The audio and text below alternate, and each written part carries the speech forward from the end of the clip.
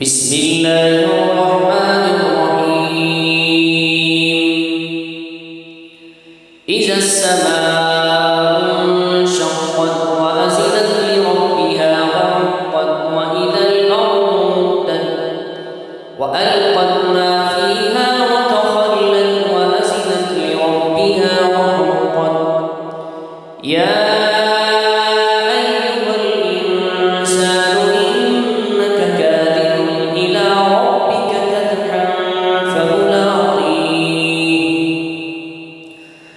فأما من أوتي كتابه بيمينه فسوف يحاسب حسابا يسيرا وينقلب إلى أهله مسرورا.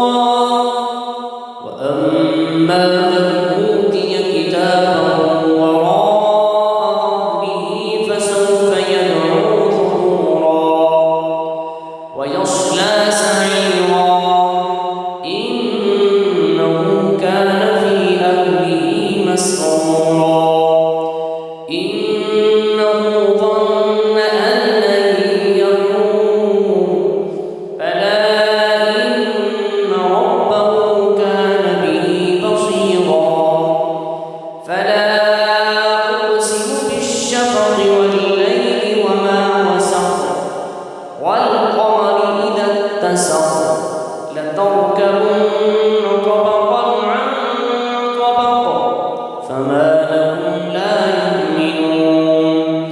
وإذا قرئ عليهم القرآن لا يسجدون بل الذين كفروا يكذبون.